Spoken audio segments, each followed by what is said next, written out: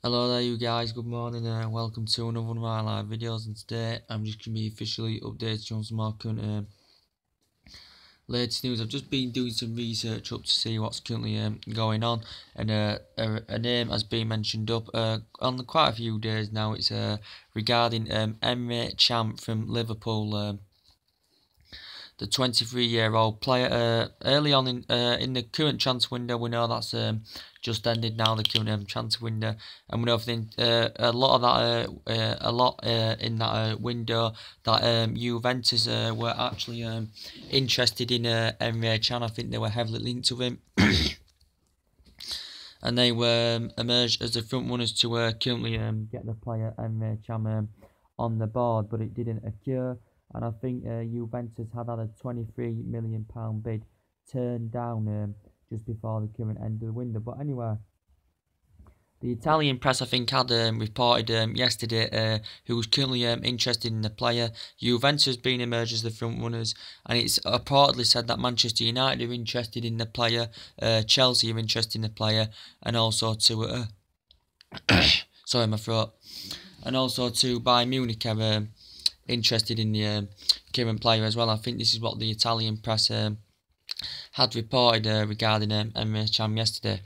Emre Can, who signed a 4-year deal back in 2014 from his arrival from Bayer Leverkusen, he is now coming to an end of his contract. It currently expires next summer in June, I think it is, and he could be he'd be a free transfer next summer, and in January, a free transfer next summer. Wait, that throat's hurting, guys, weren't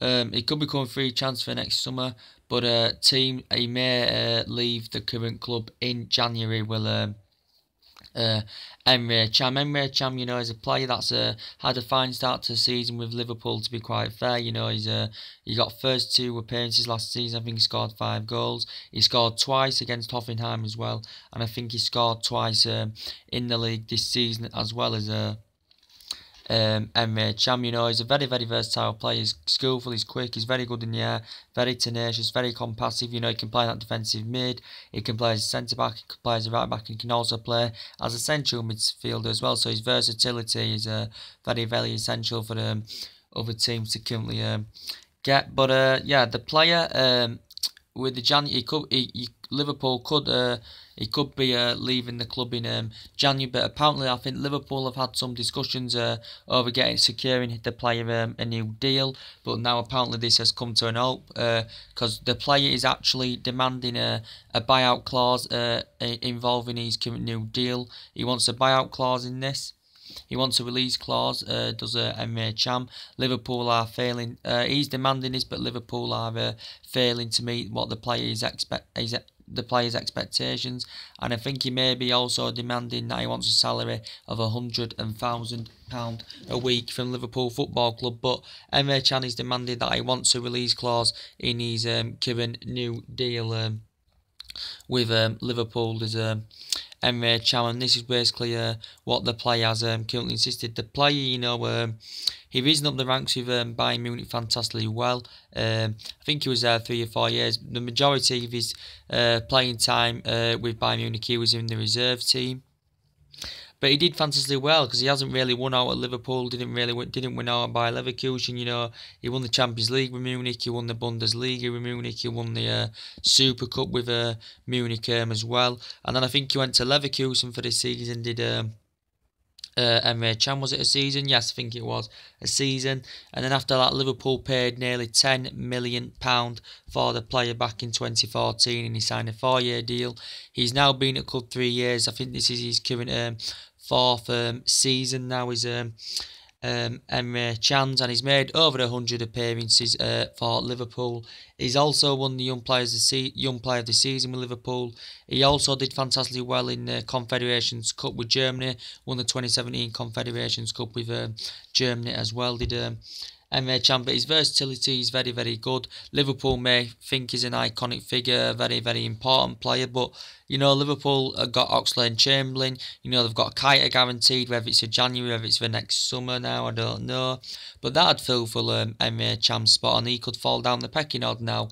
They've got them two current midfielders in of Liverpool. They could fall down the pecking order. So whether Emre Can wants to leave, but if as long as Liverpool are probably willing to meet this release clause he's demanding his current new contract, then they will probably keep the current player. But yes, he's coming to an end now of his contract. Ends in June, but I presume the player may go in January. Then Liverpool could cash in January. It wouldn't be much, but they could still cash a bit of money in January. Then rather than let him go next summer, if from the player's perspective, if he does want to currently go. And Juventus have been interested. Juventus obviously have bought Matuidi from PSG. They lost Bonucci, they lost Dani Alves. They were two important players they lost. The current, I think they've won the Italian league like 6 times. You know, he would elevate to a high level of Juventus. You know, he'd win titles, he'd be competing more than he would at Liverpool. Same with Bayern Munich. You know, his ex-team, you know, Bayern Munich as well.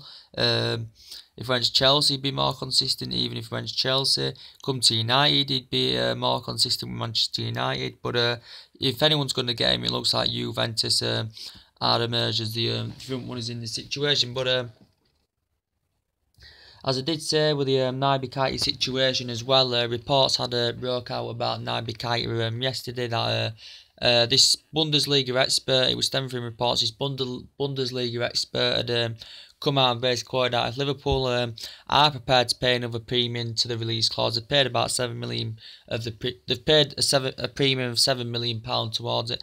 If they're prepared to pay another premium, it could be overscheduled basically, and Liverpool could end up getting Naby Keita in January. But initially, that he's supposed to be arriving next summer on the 1st of July 2018 is Naby Keita. And I think this, as I said yesterday, you know, a very, very good signing for Liverpool is this. You know, they could possibly still get the player in January. Naby Keita, good at breaking up the play, very tenacious, very competitive. As I said, very, very good in the air, very, very skillful player, good, delightful player to watch his Naby Keita. But it did say, it was just before the window ended, that Liverpool, the club website basically had confirmed that they'd come to an agreement for the player, that they had signed the player, but it wasn't until 2018. The player was very, very ecstatic about this, but it did say basically based on whether RP Leipzig progress to the Champions League or not, there's going to be add-ons included as part.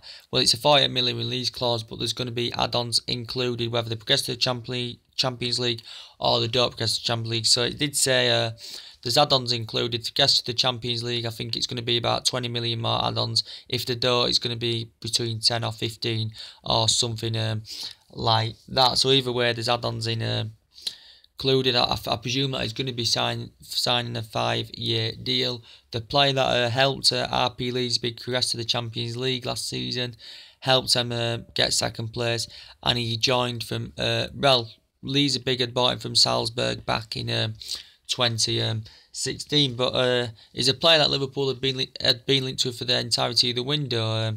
With RP Leipzig's resistance, it looked as though it wasn't going to be.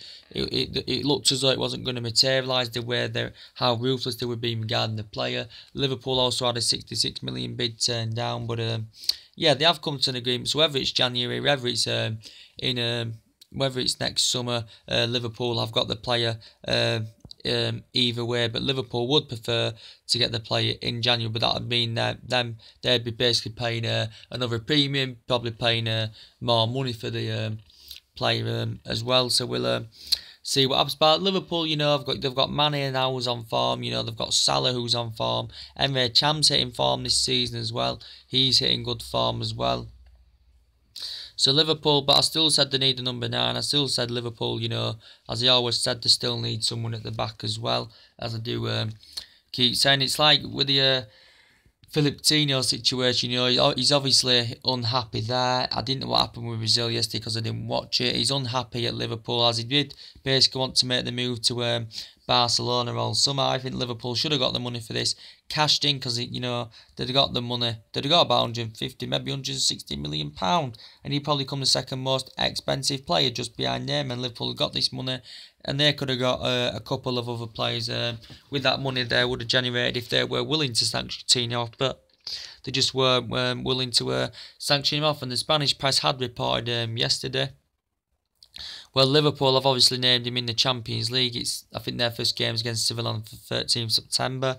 They've named him in the Champions League squad, but I think apparently according to the Spanish press that Coutinho doesn't want to be part of the Champions League, and he could refuse to take part in the Champions League with Liverpool, and this is what was currently reported. He could make his first start in the Premier League against Manchester City on Sunday, which is going to be a very, very good game. I think there'll be two good attacking teams in the game. I think Liverpool's defence is a slight concern for them coming up against Manchester City. Obviously, Manchester City have strengthened their defence up, so they don't need to worry as much. But that will be a good attacking game of football. I think there'll be quite a lot of goals in that game. But you could see Coutinho make his first Premier League appearance on Sunday against Manchester City. He obviously scored against Ecuador in Brazil's last game. He come off the bench and scored in that as well. But after negotiations, between Barcelona and Liverpool, they had full-on negotiations. The Barcelona director was convinced that they could get a deal over the line for Coutinho, and it just reported that Liverpool had turned down 3 bids. He had a 72, an 89, and 140 million bids turned down in Barcelona. Barca were actually prepared to put a 4th bid in. It didn't currently materialise. I think the Spanish expert basically reported they were willing to put an initial 138 million in. That would include the add-ons, which would have took that to 160 million. And the discussions that they had the other week when the owners had met with the players' representatives, and during the meeting they were talking about Liverpool were holding a 148 million price tag out. Barcelona were willing to meet this as well. Some reports were suggesting Liverpool were allowing Coutinho to currently leave as long as could find the adequate replacements as well. But we know with the owners, we know with Jurgen Klopp, we know the owners, have stood firm all the way regarding Philippe Coutinho. Obviously, we know he's missed Liverpool's first 5 games as well due to his injury, that he suffered that back injury, and he's got a 5-year deal with the club as well. But the owners, basically, the Liverpool owners have basically, we're not willing to accept any bids whatsoever off Barcelona, and they were not prepared to sanction Coutinho off. So too, Jurgen Klopp was not prepared to sanction Philippe Coutinho off as well after they had discussions and stuff. But I think Coutinho will make the move will definitely make the move in January. Will Coutinho, because he plainly doesn't want to be there. But he did say Liverpool may be prepared to sanction him off next summer after the World Cup. That actually did report the other day as well. But Coutinho did want to make the move. You could tell he wanted to make the move straight away when he wanted to make the move for the entirety of the window of Coutinho. But Liverpool's resistance had kept hold of Philippe Coutinho. Could it be till January? I think the maximum they'll keep Coutinho to is probably next summer. Then he will make the move, because he hasn't. He's the player of his calibre. They only bought him for 8.5 million from Inter Milan, and over his 4-year progressions with Liverpool, he's been fantastic. But he hasn't won any silverware, and with Barcelona, he'd elevate to a high level. He'd be challenging for trophies, and with Liverpool, he hasn't had that. But his performances himself, the players, have been absolutely fantastic. But we'll see what happens with Coutinho. We'll see what happens about that. And anyway, just going to update you on some breaking news about Alexis Sanchez. Anyway, now they've got plans. City definitely they will be disappointed that they didn't get him in the last transfer window. But Arsenal may consider now selling the player in January for around maybe 20-30 million pounds. City will be very, very disappointed, that they didn't get Alexis Sanchez, because basically that was a main target for Pep Guardiola. It looked realistic coming towards the end of the transfer window that City were going to get a deal over the line for Alexis Sanchez, because Pep Guardiola was keen on reuniting with Sanchez. Sanchez was keen on reuniting with Pep Guardiola. And we know for the entirety of that window, City were linked, Bayern Munich were linked, PSG were linked, and Manchester United had an interest. Chelsea had a slight interest. There were quite a lot of teams that were interested in Alexis Sanchez in that current window, and it stemmed basically all summer when the player had quoted out that he wants Champions League football. Arsenal had paid £35 million for him back in 2014 from Barcelona, but he just quoted out that he wanted Champions League football. And as soon as he basically said that, he said after the Confederations Cup he made his decision. He was leaving the decision to Arsenal, and basically then Arsene Wenger had currently reacted straight away in the situation. He was being ruthless with his resistance over Sanchez. He basically dispelled the myth. He dispelled the media, he dispelled what Sanchez said, and he was convinced that Sanchez was going to sign a new deal and that he was currently going to stay at Arsenal. And this what Arsene Wenger was like regarding Sanchez for the entirety of the window. Wenger had talks with Sanchez his current self. Sanchez had been demanding £400,000 a week.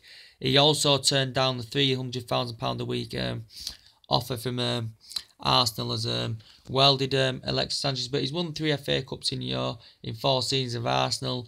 This is the first time in 2 decades at Arsenal, have not had Champions League football. They've seen quite a few of the players leave in the last window, as I do keep saying, but I thought actually Sanchez was going to currently make the move, but and suggestion just stirred up when he'd actually been shown he was leaked in a Manchester City shirt as well.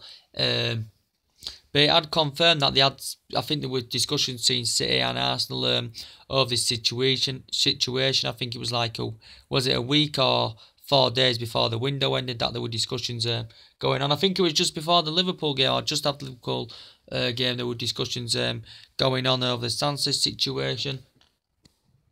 But Wenger was very, very convinced he would see out his deal, basically, and then he would become a free transfer next summer, would Alexis Sanchez. But obviously, he would rather cash in. So I think from our perspective, they would rather cash in January, even if it's £20-30 million, rather than let him go free next summer. And basically, what the discussions were basically about this situation with the Sanchez. It was supposed to be Sterling maybe part of the deal. City preferred to offer money, plus they get Sanchez, the Manchester City, and Arsenal pay a mate weight fee for Sterling as well, who City paid £49 million for a couple of years ago. But City were not willing. They were reluctant and were resisted to offload the players. That come to conclusion. But obviously Arsenal, did soften the stance a bit. They did say, Arsenal, as long as they could get that adequate replacement for Sanchez, they were willing to offload the player. But obviously Arsenal were not willing to do any business unless they could get a replacement for Alexis Sanchez. Obviously, we know that they've preferred Sergio Aguero, but that also come to a conclusion as well. I think if they'd have got Lamar, then they would have sanctioned Alexis Sanchez off, but their pursuit of Lamar did come to a conclusion in the end. But as I did say, we're there, guys. But I'd have actually loved Sanchez in Manchester United. His versatility. He's good, he's strong, he's quick. He's very, very good in the air as well. He's Sanchez. Skillful. Scored 24 goals for Arsenal last season. Scored 24 goals, and he even told his teammates he was going to be leaving. And then basically Arsenal had turned down a £50 million bid for Manchester City because they were keen on just getting a cash-only deal. They rejected a £50 million bid from City. I think they rejected an initial £60 million bid from Manchester City as well. But I can see Sanchez making the move in January, and Arsene Wenger has got to have plans to strengthen his squad up in January. They've only bought one player in this transfer window of Arsenal. They've bought Lacazette, and they've made about £86 million on sales of Arsenal for the departure of their players. But the most teams that have made a lot of money basically from sales and stuff and generating funds is Arsenal. Real Madrid have generated quite a bit of funds to the departure of their players, such as Morata to Chelsea, such as Danilo and all that.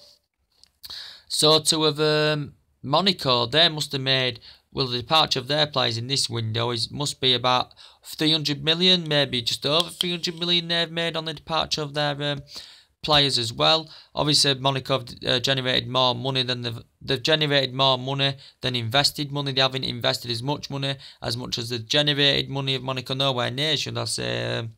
Also, Borussia Dortmund generated a lot of money for the departure of Ousmane Dembele to Barcelona. Lyon generated a lot of money as well. I could tell you teams that did invest quite a bit of money in a lot of money in the transfer window as well. Obviously, we know Paris Saint-Germain. Obviously, they did get Mbappe on a loan deal, but they come to an agreement they're going to be signing for £166 million next summer.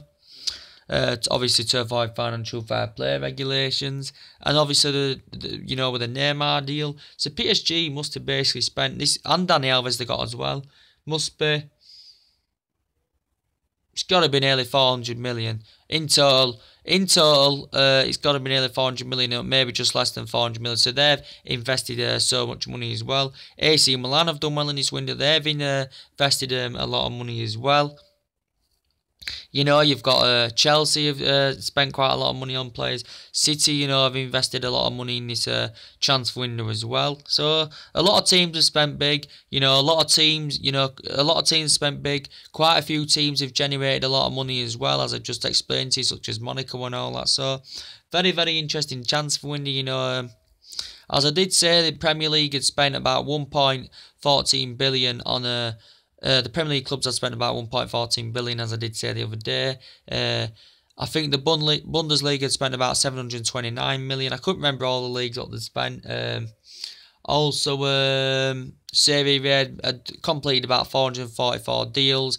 They'd spent about 1.03 billion as well. So it had been a very, very interesting transfer window.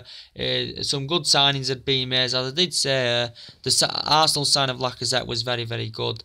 As I did say, Manchester United signing of Matic was good. Our sign of Lukaku was very, very good, as he's proven so far. What else? As I said, the big deals are the Mbappe and the Neymar deals. They're the biggest deals in this in the current transfer window. So yeah, but anyway, we're going back to the Emre Can situation. As I did say, the Italian press I did report is that Manchester United had an interest to maybe get the player in January as well. Chelsea, Bayern Munich and Juventus, but they've been emerging front runners because they've been heavily linked with Emre Can. But as I did say, he's demanding a release clause in his new deal, but Liverpool are failing to meet what the player is currently demanding, and he may be demanding £100,000 a week salary as well. So there have been discussions, I think, but now it's come to a halt as they are not willing to meet this release clause that Liverpool are failing to meet this release clause that Emre Can is currently demanding. So anyway guys, that's basically everything to update today. Thanks for your time today and company. I always do enjoy talking to you on my channel. Drop a like on the video, subscribe as always, and take it easy, and I'll see you all later. Bye.